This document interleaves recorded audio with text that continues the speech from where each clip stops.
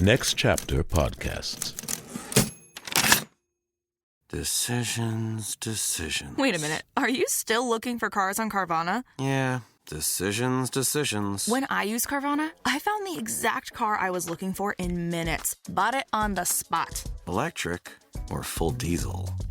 Decisions. Come on, you've been at it for weeks. Just buy it already. You're right. Crossover it is. Decisions decided. Whether you know exactly what you want or like to take your time, buy your car the convenient way with Carvana. Join Play On Premium to get merch like t-shirts, hoodies, and coffee mugs, ad-free episodes, and bonus content video featuring interviews with the actors, producers, playwrights, and directors who brought it all to life. Go to ncpodcasts.com and subscribe to Play On Premium to support the art and the artists.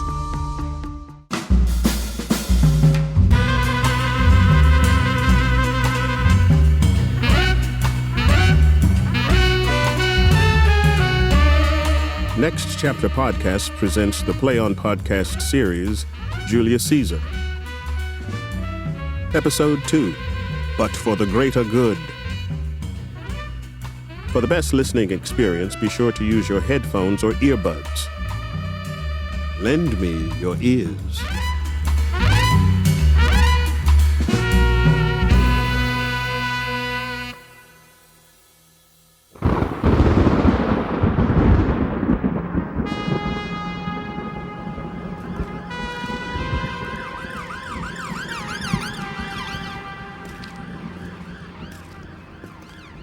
Evening, Casca.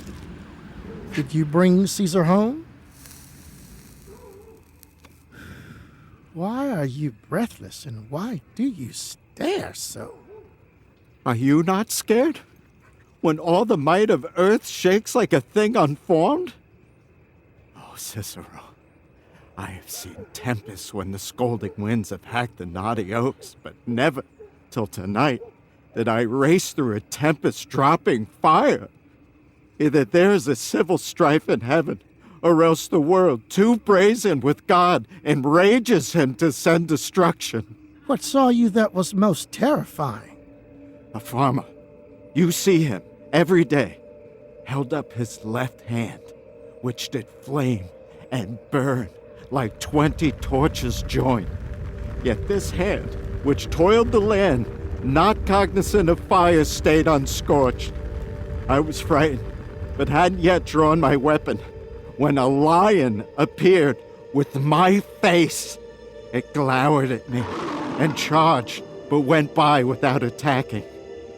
And there were hundreds of women who swore they saw men on fire marching down the street. If that wasn't enough to make you hoot, I heard an owl shriek at high noon. When these harbingers do so align and meet, let men not say, these are the reasons things are unnatural.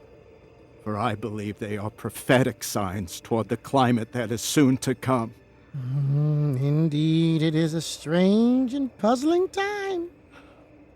But, brother, men often construe things to their selfish needs, far from the purpose of the things themselves.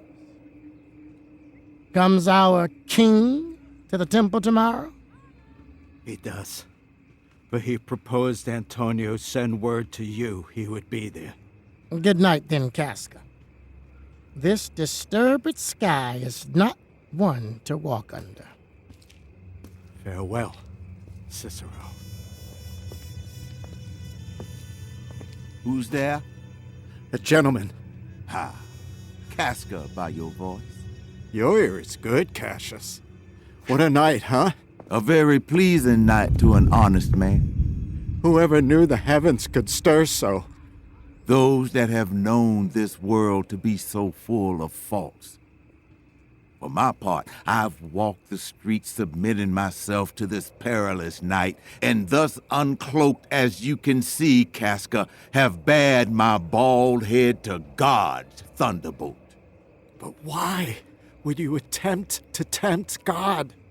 It's natural for men to shiver and shake when God sends such signals, such dreadful omens to astonish us. You're dull, Casca, And those sparks of life that should be in a true gentleman, you sorely lack, or else you waste them. You look pale for a brother, and stare and shake with fear and gawk about in wonder to see the grave impatience of the heavens. But if you would consider the real cause, why all the fires, why all the gliding ghosts, why birds and beasts stray from their beaten path, why all these things change from their normalcy, their nature and their primal faculties to monstrous quality, why you will find that heaven has infused them with spirits to make them instruments of fear and warning about some monstrous state.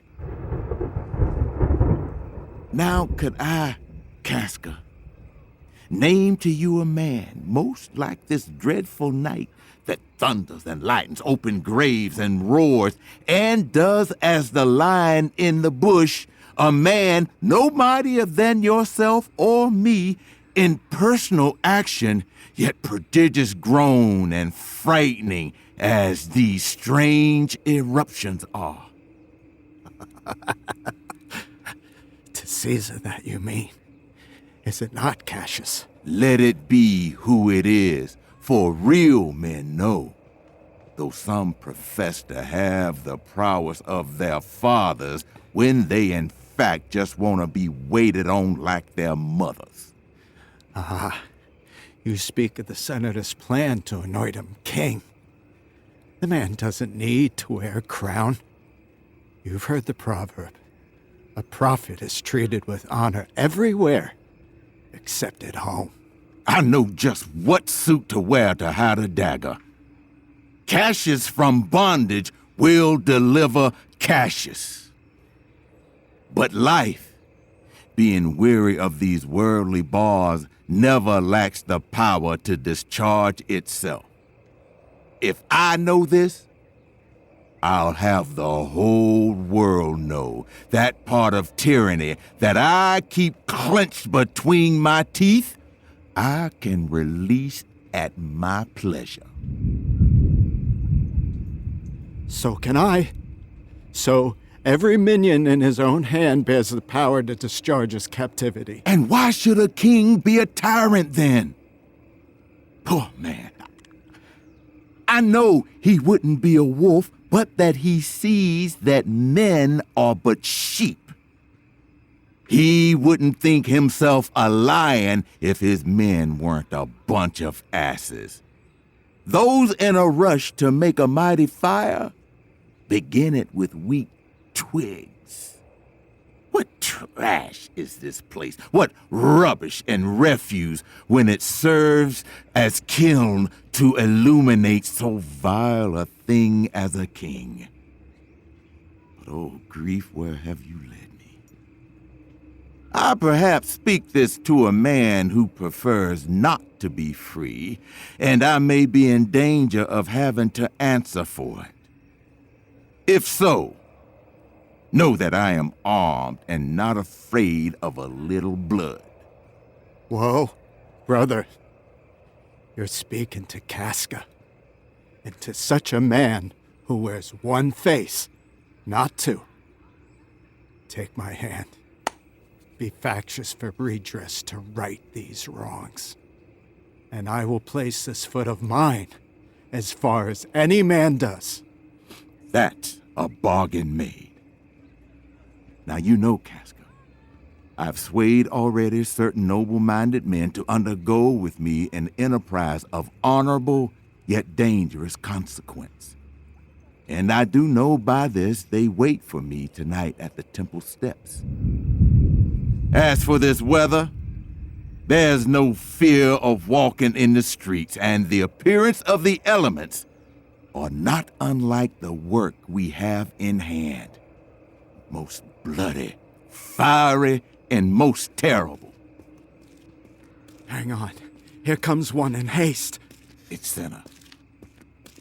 Senna, why haste you so? In search of you. Who's that? Metella Simba? No, it's Casca, one in union to our attempts. Am I not stayed for, sinner? Take hand, Casca. What a fearful night is this. There's 2 of 3 of us who've seen a strange sight.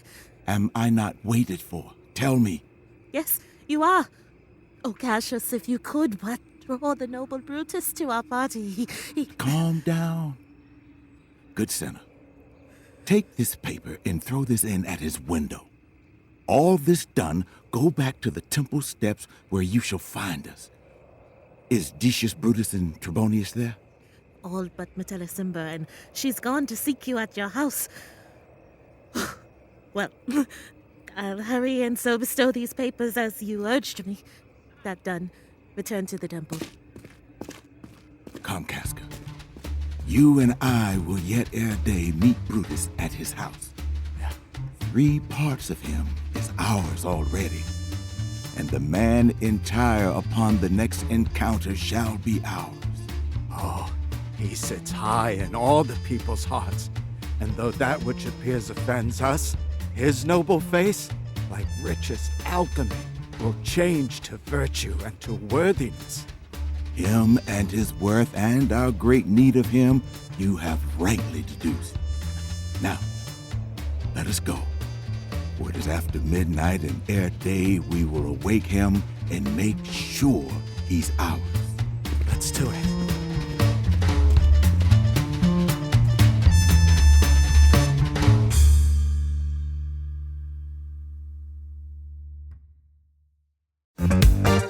Hi, this is Sally Kate Holmes, Managing Director of Next Chapter Podcasts, here to tell you about a pretty cool new offering from our friends at Apollo Podcasts.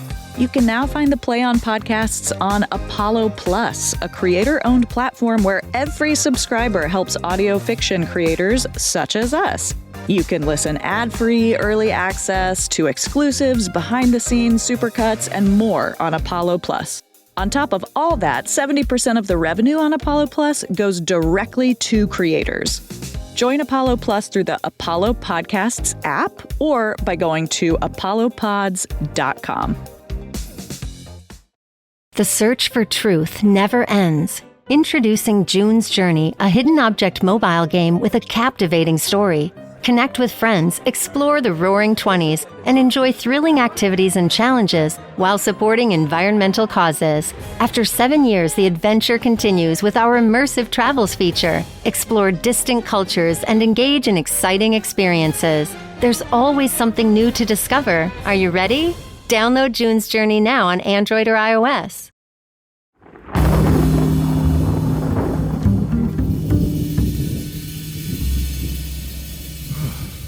Where is Lucius? I cannot, by the progress of the stars, reckon how near today. Lucius, I say! I wish I had the malady of sound sleep. Lucius, awake, I say. Come, Lucius. You called, sir. Place me a candle in my study. When it is lighted, come and fetch me here. I will, sir. It must be by his death. And for my part, I have no personal cause to strike at him, but for the greater good he would be crowned. How might that change his nature? That's the question. It is the bright day that brings forth the adder, and that demands careful walking. Crown him, that, and then I fear we'll bless him with a sting that at his will he may do damage with. The abuse of greatness is when it disjoins remorse from power. And truth be told of him, I have not known when his affections weighed more than his reason, but it's a common tale that modesty is young ambition's ladder, to where the upward climber bows his head, but when he once attains the utmost rung, he then unto the ladder turns his back, looks to the clouds, scorning the lower rungs by which he did ascend. So Caesar may. Then lest he may prevent, and since the quarrel is with his future self, not what he is, fashion it thus, that what he is magnified would run to these and those extremities, and therefore think him as a serpent's egg, once hatched, would as his kind grow troublesome. So, kill him in the shell. The candle burns within your study, sir. Searching the window for a flint, I found this paper, thus sealed up, and I am sure it did not lie there when I went to bed. Get you to bed again. It is not day. Is not tomorrow, boy, the Ides of March? I know not, sir. Look in the calendar and bring me word. I will, sir.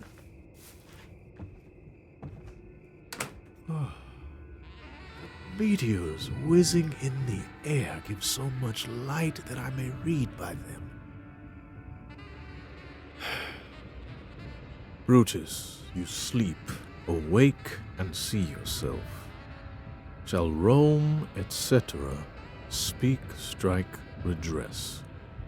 Brutus, you sleep, awake. Such intimations have been often dropped where I have took them up. Shall Rome, etc. Thus must I piece it out. Shall Rome stand under one man's awe? What? Rome? My ancestors from the fields did demand their freedom when the world was at war. Speak, strike, redress. Am I solicited then to speak and strike? Rome, I promise you, if the amends will follow, you'll receive your full entreaty at the hand of Brutus. Sir, March is wasted 15 days. That's good. Go to the gate. Somebody knocks. Since Cassius first did whet my appetite against Caesar, I have not slept. Between the acting of a dreadful thing and the first motion, all the interim is like a phantasm or a hideous dream. The unconscious mind and to the sacred flesh unite to take up arms against consciousness, like to a little kingdom suffering the nature of a bloody civil war. Sir, is your brother Cassius at the door, who does desire to see you? Is he alone? No, sir. There are more with him. Do you know them? No, sir. Their hats are covering their eyes and half their faces buried in their cloaks. Let them enter. Here comes the faction. Conspiracy. Shamed are you to show your murderous brow this night when evils are most free? Then by day, where will you find a cavern dark enough to mask your monstrous visage? I think we are intruding on your rest. Good morrow, Brutus. Do we trouble you? I have been up this hour, awake all night. Know I these men that come along with you? Yes, every one of them. And no one here but honors you, and everyone wishes you had but that opinion of yourself which every noble man carries of you. This is Trebonius. He is welcome hither. This Decius Brutus. Sir? She is welcome too. This Casca. Yo. This Cinna. Sir. And this Metellus Cimber. Good evening. They are all welcome. Give me your hands all over, one by one. And let us swear our resolution. No, not an oath. If not the grimace of men, the sufferance of our souls, the error's abuse, if these are weak motives, break off at once and every man back to his idle bed. So let high-sighted tyranny range on till each man drop by lottery. But if we, as I am sure we do, bear fire enough to kindle cowards and to steel with valor the melting spirits of women, then, countrymen, what need we any spur but our own cause to prick us to reprisal? What other bond than secret men that have spoke the word and will not falter? And what other oath than honesty to honesty engaged that this shall be a fall for it. Cowards and priests swear, as do cautious men, old feeble flesh, and such suffering souls that greet abuse, and only men you wouldn't trust would swear to welcome wrongs, but do not stain the level virtue of our enterprise, nor the irrepressible strength of our spirits, to think that our cause or our accomplishment did need an oath, when every drop of blood that every man bears, and nobly bears, is guilty of several bastardy if he do break the smallest particle of any promise that have passed his lips. But what of Cicero? What will he think? I think he will stand very strong with us. Let us not leave him out. No, by no means. Oh, let us have him, for his silver hairs will purchase us a good opinion. It shall be said his judgment ruled our hands. Our youth and wildness shall be well concealed, but all be buried in his gravity. Not Cicero. Let us not split with him, for he will never follow anything that other men begin. Fine. Then leave him out. Indeed, he is not fit. Shall no man else be touched but only Caesar? Decius well urged. I think it is not wise Mark Antony, so well beloved of Caesar, should outlive him. We shall find of him a shrewd opponent. And you know his means, if he improves them, may well stretch so far as to imperil us all, which to prevent, let Antony and him fall together. Our course will seem too bloody, Caius Cassius, to cut the head off, and then hack the limbs, like wrath and death and envy afterwards, for Antony is but a limb of him. Let's be sacrificers, not butchers, Caius. We all stand up against his spirit, and in men's spirits you will find no blood. Oh, that we then could come by Caesar's spirit and not dismember him. But alas, he must bleed for it. And gentle friends, let's kill him boldly, but not wrathfully. Let's carve him as a sacrificial lamb, not hew him as a carcass fit for dogs. And let our hearts, as subtle masters do, stir up their servants to an act of rage, and afterwards seem to chide him. This will make our purpose necessary and not envious, which so appearing to the common eye, we shall be called purgers, not murderers. And for Mark Antony, think not of him, for he can do no more than a king's arm when Caesar's head is taken off. Yet I fear him for the conjointed love he bears. Alas, good Cassius, do not think of him. If he loves Caesar, all that he can do is hurt himself and grieve and die for him. But that's more than his measure, for he's given to sports, to wildness, and much company. There's no fearing him. Let him not die, for he will live and laugh at this hereafter. Peace. Count the clock. The clock hath stricken thrice. 'Tis time to part. But it is doubtful yet if Caesar will come forth today or no. For he of late is superstitious grown, quite from the main opinion he once held of fantasy of dreams and conjuring. It may be these apparent talismans, the unaccustomed terror of this night, and the persuasion of his soothsayers may hold him from the temple today. Never fear that.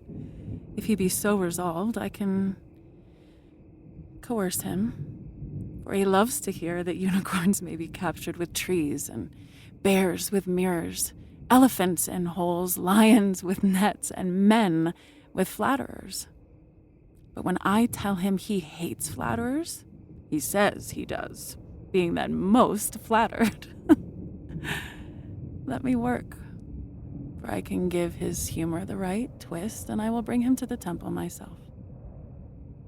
No, we will all of us go there to fetch him. By the 8th hour Is that the latest time?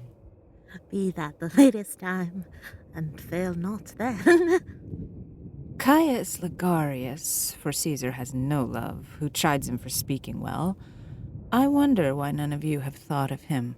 No, good Metellus, go along by him. He loves me well, and I have given him reasons. Send him but this way, and I'll conscript him. Morning has broken. We'll leave you now, Brutus. And friends, disperse yourselves, but all remember what you have said, and show yourselves true brothers. Good gentlemen, look fresh and merrily. Let not our looks betray our purposes, but bear it as our Roman actors do, with rested spirit and steadfast resolve. And so good morrow to you, everyone.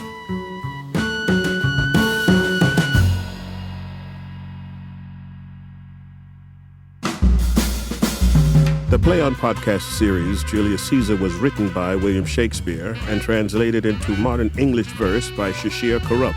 All episodes were directed by Harry Lennox. Radio play by Marcus Gardley. The cast is as follows.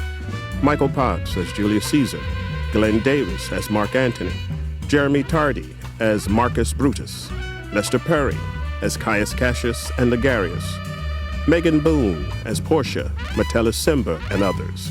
Janelle Kennedy as Calpurnia, Lucius, and others. Christopher May as Casca, Titinius, Volumnius, and others. James T. Alfred as Cicero, Morellus, Publius, Artemidorus, Lucius, Lepidus, and others. Namuna Cisse as Octavius. Miracle Laurie as Massalus, Decius Brutus, and others. Charlique Rowe as Cinna, Soothsayer, Cinna the Poet, Pandarus, Dardanius, and others. Brandon Jones as Flavius, Trebonius, and others. Casting by the Telsey Office, Karen Castle, CSA. Voice and text coach, Julie Foe. Original music composition, mix and sound design by Lindsay Jones. Sound engineering and mixing by Sadaharu Yagi. Mix engineer and dialogue editor, Larry Walsh. Podcast mastering by Greg Cortez at New Monkey Studio. Coordinating producer, Transcend Streaming, Kira Bowie and Liana Keys. Executive producer, Michael Goodfriend. The Play On Podcast series, Julius Caesar, is produced by Next Chapter Podcasts and is made possible by the generous support of the Hits Foundation. Visit nextchapterpodcasts.com for more about the Play On Podcast series. Visit playonshakespeare.org for more about Play On Shakespeare. Subscribe to Play On Premium on Apollo Plus for ad-free episodes, and join our Patreon for exclusive merchandise and early commercial-free releases. Go to nextchapterpodcasts.com for our bonus content, where you'll find interviews with the artists, producers, and engineers who brought it all to life. And remember, beware the Ides of March.